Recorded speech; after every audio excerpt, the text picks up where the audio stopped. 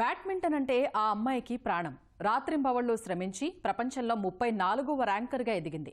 అంతలోనే గాయం కారణంగా ఎంతో ఇష్టపడిన ఆటకు పూర్తిగా దూరం కావాల్సి వచ్చింది. ఒలింపిక్స్లో పతకం సాధించాలనే కల చేజారినా కుంగిపోలేదు. తండ్రి స్ఫూర్తితో సివిల్స్కు సన్నద్దమవటం ప్రారంభించింది. ఆట కారణంగా 8 ఏళ్లు చదువుకు దూరంగా ఉన్న ఆ యువతి పట్టుబట్టి రెండో ప్రయత్నంలో యూపీఎస్సీ లక్ష్యాన్ని ఛేదించింది.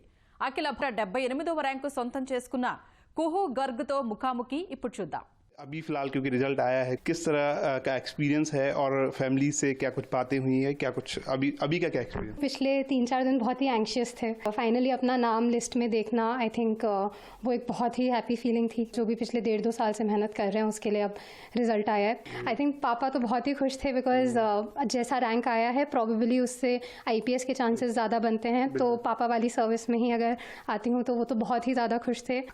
दूसरा सवाल मेरा आपसे यही है कि जिस तरह से पापा IPS सर्विस में थे और उत्तराखंड में बहुत बड़ा नाम है, कुछ ही समय पहले रिटायर हुए हैं और आप सर्विस में मोस्ट प्रोबेबली अब आ ही गए हैं, तो किस तरह की फीलिंग है परिवार में? किस तरह का ये बात काफ़ी आपके पापा को अच्छी लगी हुई? हाँ, नहीं, ये डेफिनेटली सब लोग इसी उसमें सोच रहे हैं कि पापा ने जस्ट अभी रिटायरमेंट उनका हुआ है और मैं सबको यही वो था कि पापा का रिटायरमेंट हो और मैं ज्वाइन कर लूँ. तो आई थिंक सब इस बात से बहुत खुश हैं, सब बहुत प्राउड हैं, सब बहुत ग्रेटफुल हैं. कैडर के लेकर के क्या सोच रहे हो? कैडर में हम लोगों ने अपनी फर्स्ट प्रेफरेंस तो हरियाणा दी है.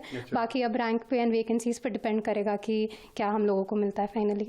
हम पहलू देखें आपके जीवन का, आप एक इंटरनेशनल शटलर रहे हैं और खेल और पढ़ाई को मतलब एक तरह से गोल माना जाता है कि, तो इस सिचुएशन में कैसे देखते हैं? आप एक खिलाड़ी भी रहे हैं और अब आपने पढ़ाई में भी और यूपीएससी में भी महारत हासिल की है. हाँ, आई थिंक इंडिया में कहीं ना कहीं एक गलत कंसेप्शन चलता है कि स्पोर्ट्स वर्सेस एजुकेशन होता है, बट आई थिंक ऑपोजिट होना चाहिए. स्पोर्ट्स और एजुकेशन दोनों ही किसी भी व्यक्ति का होलिस्टिक डेवलपमेंट का पार्ट, बहुत इंपॉर्टेंट पार्ट है. एंड जैसे मैंने भी बचपन से मेरी 2 ही प्रायोरिटीज़ थी, खेलना और पढ़ना. और आई थिंक अगर आप ये 2 चीज़ें करना चाहें, आप में विल पावर हो तो आप डेफिनेटली कर सकते हैं. तो अगर जैसे अब धीरे धीरे हम देख रहे हैं स्पोर्ट्स यूनिवर्सिटीज़ आ रही हैं, मेरे फादर भी अब करेंटली एक स्पोर्ट्स यूनिवर्सिटी के साथ ही हैं, स्पोर्ट्स स्कूल्स आ रहे हैं, तो इनमें आई एम श्योर बच्चों को अपॉर्चुनिटीज़ मिलेंगी जहां वो दोनों चीज़ें परस्यू कर पाएंगे. आपकी इंजरी का भी बहुत ज़्यादा मतलब कहीं ना कहीं उसका भी एक पार्ट है आपकी लाइफ में. क्या कुछ हुआ था और उसके बाद किस तरह से आपकी लाइफ? हाँ, मेरी एक नी इंजरी हुई थी जिसमें ACL टेयर हो गया था. उसके लिए सर्जरी की ज़रूरत थी. तो उससे पहले थोड़े और हेल्थ इश्यूज़ भी मेरे चल रहे थे. तो ये क्यूमुलेटिव जो मल्टीपल हेल्थ इश्यूज़ हुए, इनकी वजह से मुझे एक फोर्स्ड ब्रेक हुआ. बट मैंने इसको यूटिलाइज़ करा पढ़ने के लिए कि अच्छा ठीक है, जो UPSC है जो मैं बचपन से करना चाह रही थी, now is the right time and अब ये टाइम इसके लिए यूटिलाइज़ करते हैं. तो मुझे लगता है कि ऑल्दो मतलब injuries are a part of sports की लाइफ, हर स्पोर्ट्स पर्सन को होती हैं. मैंने उस टाइम को बस इस तरह से यूटिलाइज करा एंड फिर हम लोगों को. अच्छा, मेरा ये जानना है आपके कि जैसे आपने स्विच किया, आप एक एथलीट रहे, इंटरनेशनल एथलीट रहे, उसके बाद आपने स्विच किया, UPSC में आपने एग्जाम निकाला, तो कितना डिफिकल्ट होता है? लोग तो एक करियर लेके चलते हैं, आपने ड्यूल करियर पे काम किया, तो कितना डिफिकल्ट होता है या फिर क्या?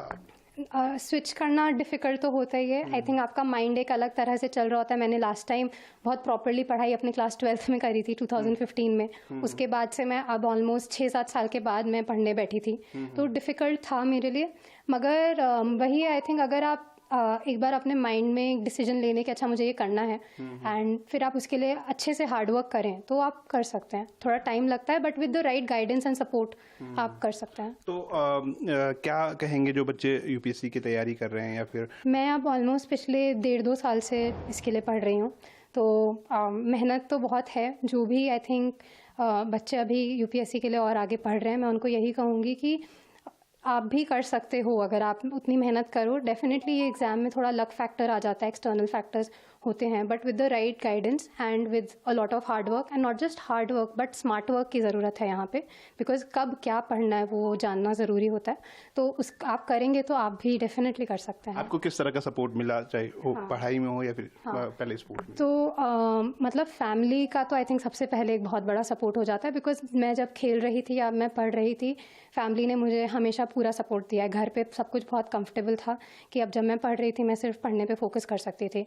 उसके अलावा काफ़ी सारे सीनियर्स से गाइडेंस ली थी कि अच्छा किस जैसे मेंस की अगर बात करें, मेंस में आंसर राइटिंग कैसे होनी चाहिए, प्रीलिम्स के लिए क्या सोर्सेज रेफ़र करने चाहिए, इंटरव्यू के लिए क्या करना चाहिए, तो सीनियर्स की गाइडेंस बहुत थी। एंड अदर देन दैट, जैसे अब ये कॉलोनी में ही हम रह रहे हैं, यहाँ पे बहुत सारे सीनियर ब्यूरोक्रेट्स हैं, उनसे डिस्कशंस में, उनसे कॉन्वर्सेशंस में, किसी और मतलब जो भी बहुत एक्सपीरियंस लोग हैं उनसे डिस्कशंस करके आई थिंक उससे भी एक काफ़ी आपको आइडिया मिलता है।